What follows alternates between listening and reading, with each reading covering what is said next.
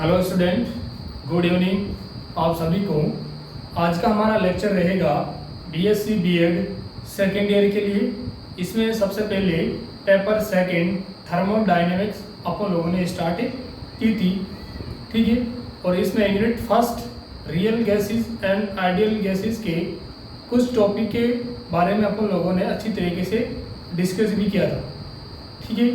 और unit first का अगला टॉपिक हमारा रहेगा main kinetic energy of molecule की अणुओं की माध्य गतिज ऊर्जा। अगला हमारा टॉपिक रहेगा main kinetic energy of molecule. ये किसका है? यूनिट फर्स्ट आइडियल गैस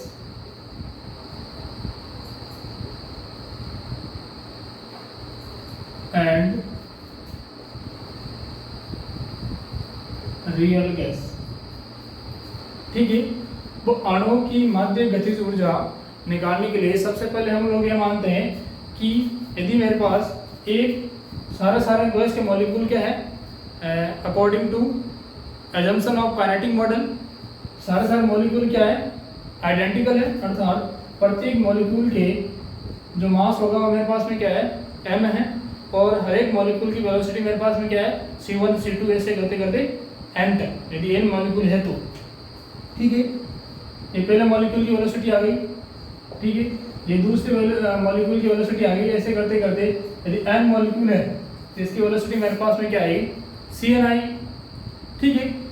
अब काइनेटिक एनर्जी का जो जनरल फॉर्मूला है वो हमारे पास क्या होता है, 1/2mv², ठीक है। वही फॉर्मूला यहाँ पे अप्लाई करना है आपको कि मेन काइनेटिक एनर्जी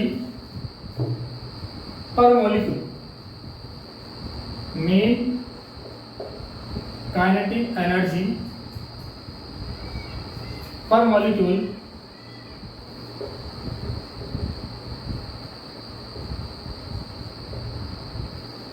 ठीक है, प्रति अणु माध्य गतिज ऊर्जा वो कितनी आएगी वो अपन को यहाँ पे निकालना है, ठीक है। तो देखिए इज इक्वल्स टू 1/2, यहाँ से m को मैं क्या ले रहा हूँ, कॉमन ले रहा हूँ, और हर एक मॉलिक्यूल की वेलोसिटी का मैं क्या कर रहा हूँ, जोड़ रहा हूँ। c1 का स्क्वायर, c2 का स्क्वायर, ऐसे करते करते cn का स्क्वायर। अपन को क्या निकालना है, पर मॉलिक्यूल काइनेटिक एनर्जी निकालनी है। तो कितने मॉलिक्यूल है हमारे पास में, n मॉलिक्यूल है। तो यहाँ से इसको डिवाइड कर दूँ, n से डिवाइड कर दूँ, ठीक है। अब ये क्वांटिटी किसके बराबर होगी, तो देखिए we know that main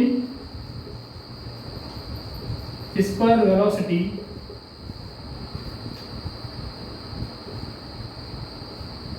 c बार का स्क्वायर इज इक्वल टू, ये किसके बराबर होता है, c1 का स्क्वायर प्लस c2 का square and so on cn का स्क्वायर डिवाइडेड बाय n के बराबर। इसे हम क्या बोलते हैं, मेन स्क्वायर वेलोसिटी के बराबर, ठीक है। ये मान यहाँ पर रखिए।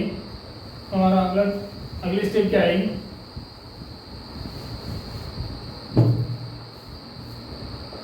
वन अपॉन 2m, और ये क्या आ जाएगा, मेन स्क्वायर वेलोसिटी, ठीक है। ये तो आ रही मेरे पास में mean kinetic energy of mean kinetic energy पर मॉलिक्यूल, ठीक है। अब यदि if n is the number of molecule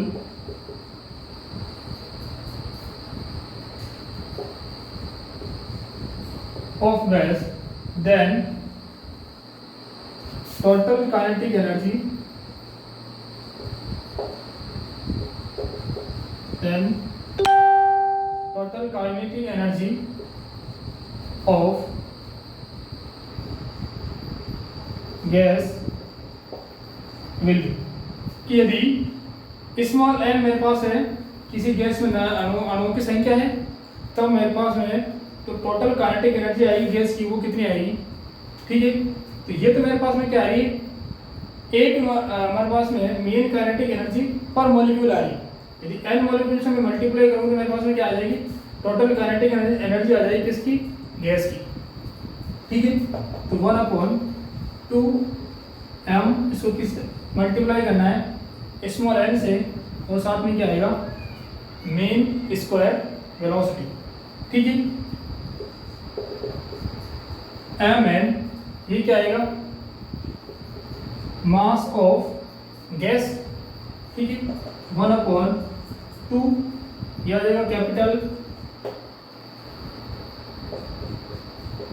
n इन साथ में क्या आएगा, c बार का स्क्वायर।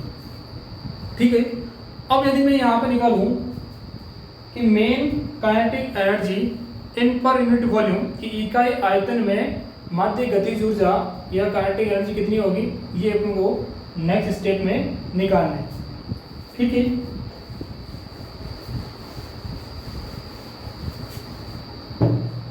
काइनेटिक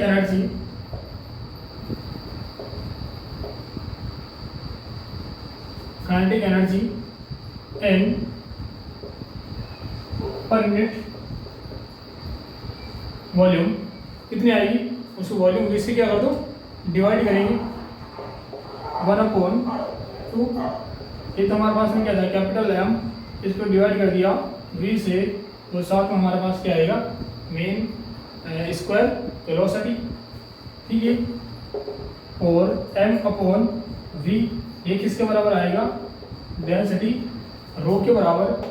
ये आएगा हमारे पास में 1/2 रो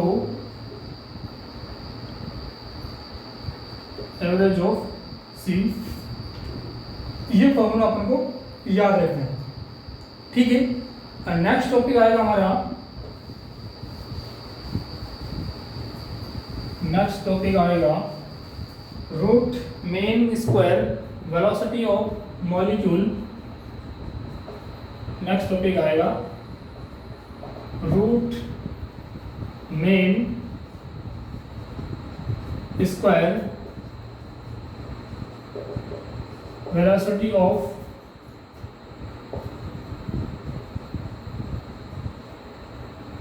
मॉलिक्यूल। ठीक है, अब इसको रूट मेन स्क्वायर वेलोसिटी निकालने के लिए अपन लोग ये मान के चलते हैं कि सारे मॉलिक्यूल क्या है, आइडेंटिकल है, और प्रत्येक का मास हमारे पास में क्या है, m है, और हर एक मॉलिक्यूल की velocity c1 vector, c2 vector, ऐसे करते करते n तक है। तब मेन स्क्वायर वेलोसिटी हमारे पास में क्या आएगी, तब mean square velocity c square is equal to c1 का स्क्वायर c2 का स्क्वायर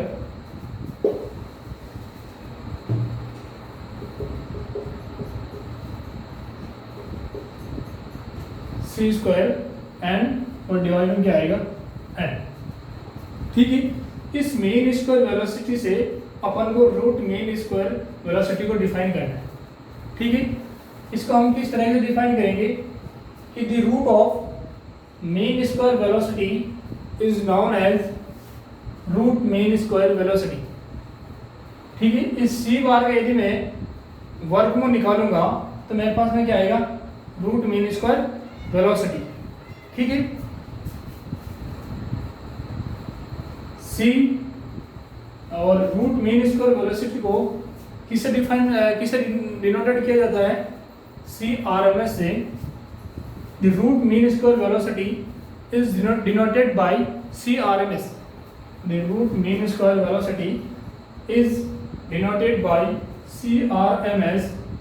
तो CRMS ये किसके बराबर आ जाएगा, इसका अपन को क्या निकालना है, रूट निकालना है। तो यहाँ से c बार का क्या आ जाएगा, रूट। जैसे अपन लोग यहाँ से रूट हटाएंगे तो ये वैल्यू क्या आ जाएगी, CRMS का स्क्वायर इज इक्वल टू, साथ में क्या आएगा, मेन स्क्वायर वेलोसिटी। ठीक है, अब एक फॉर्मूला आपको जो अपन लोगों ने सबसे पिछले लास्ट लेक्चर में अपन लोगों ने किया था कि pressure of an ideal gas, कि आदर्श गैस का प्रेशर इसका फॉर्मूला हमारे पास में क्या आएगा, ये P इज इक्वल्स टू अपन लोगों ने निकाला है 1/3 और साथ में क्या आएगा रो, ये आएगा C बार का स्क्वायर। ये क्या है, एक आइडियल गैस का प्रेशर। इस ये जो प्रेशर का फॉर्मूला है इसका पूरा पूरा डेरिवेशन अपन लोगों ने लास्ट लेक्चर में किया था, ठीक है। अब यहाँ से देखिए, अब इस इक्वेशन यहाँ से C बार स्क्वायर, इसको मैं क्या लिख सकता हूँ, C स्क्वायर RMS। तो प्रेशर का फॉर्मूला क्या आएगा, P इज इक्वल्स टू 1/3 रो, और इसके लिए मैं क्या लिख दूँ, C RMS, इसका क्या आएगा स्क्वायर, ठीक है। यदि आप यहाँ से लिखना चाहो और इसको किस प्रकार से लिख सकते हैं, वापस 1/3 और रो को आप क्या लिखेंगे, m/v, यह आ जाएगा m/v C स्क्वायर RMS, ठीक है। तो पी वी यहाँ पर आ जाएगा, v को मैंने यहाँ भेज दिया, तो P V is equals to 1/3 m C square RMS, ठीक है।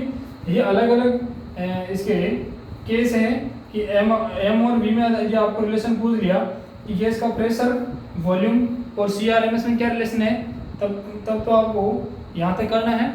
यदि आपको डेंसिटी और CRMS में यदि रिलेशन पूछे तब आपको यहाँ तक करना है, ठीक है। इसमें अगला टॉपिक हमारा रहेगा,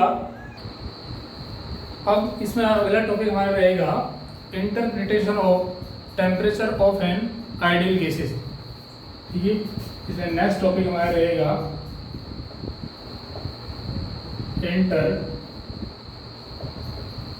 interpretation of temperature of N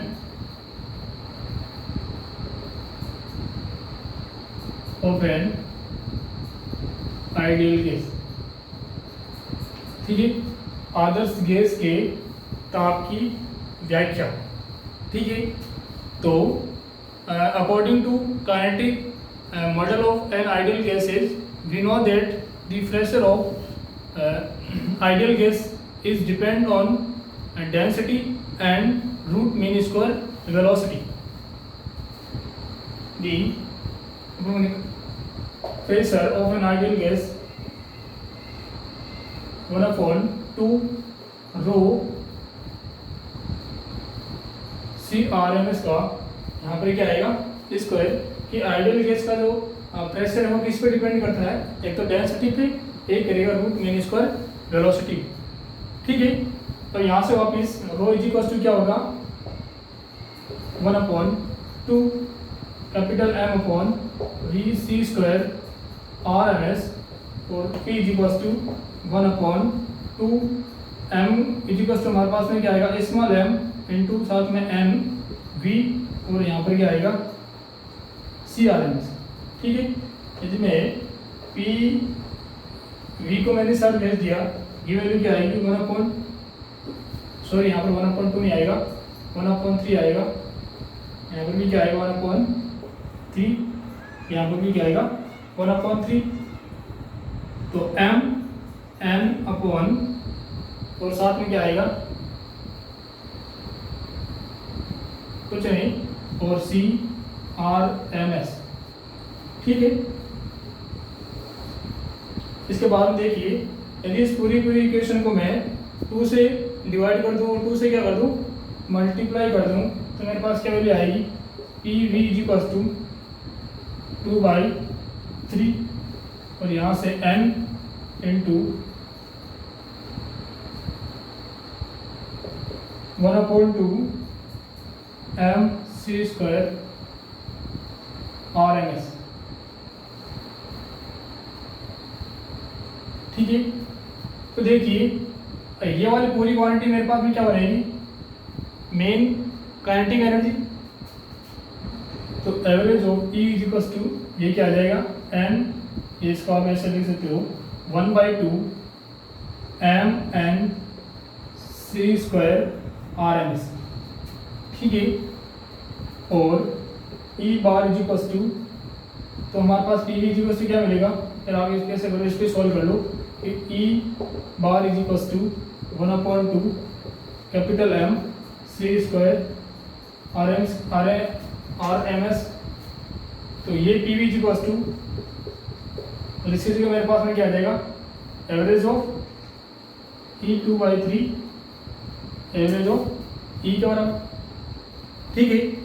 अब यदि हम लोग जानते हैं कि जो आइडियल गैस की जो अवस्था समीकरण है, equation of state of an ideal gas है, वो हमारे पास में क्या है,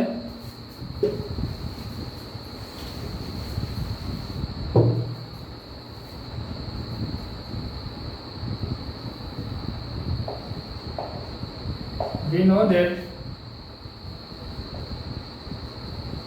equation of state of an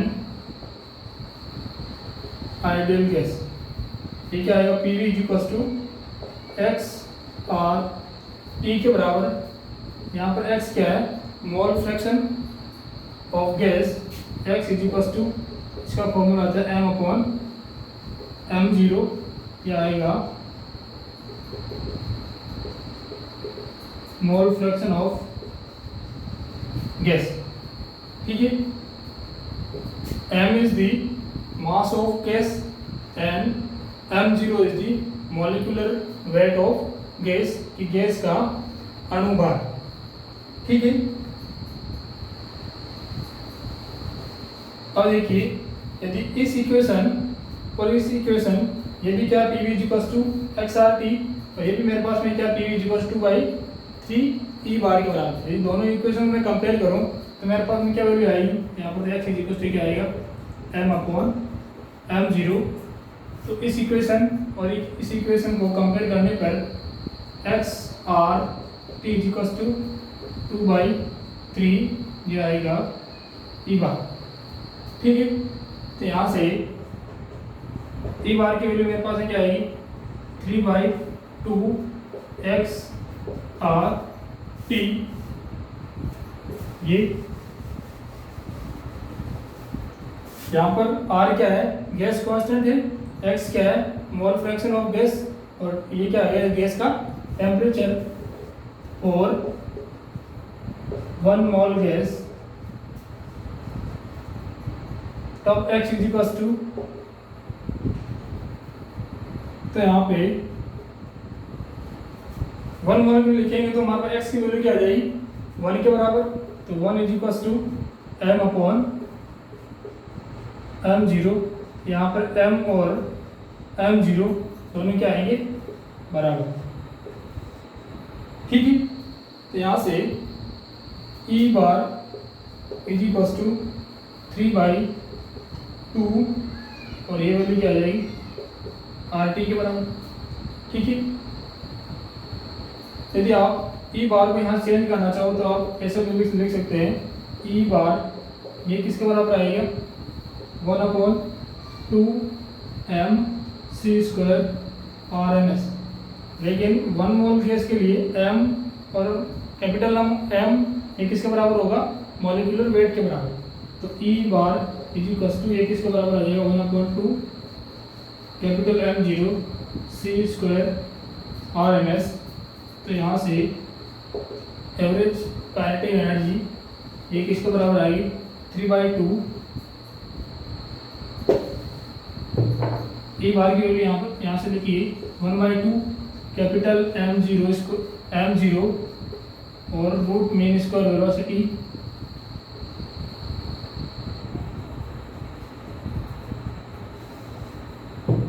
one upon 2 capital M zero C square R M S, ये किसके बराबर आएगा, 3/2 आर टी के बराबर। ठीक है। तो इस इक्वेशन से क्या निष्कर्ष निकलता है कि जो एवरेज काइनेटिक एनर्जी है वो टेम्परेचर के आगे समानुपाती है। ठीक है। अगले लेक्चर हम लोग पढ़ेंगे कि ये जो हम लोग इक्वेशन लिखी है, इस इक्वेशन का पूरा डेरिवेशन हम लोगों को करना है कि जो आदर्श गैस की जो अवस्था समीकरण है इसको अपन को निकालना है। ठीक है। Thank you.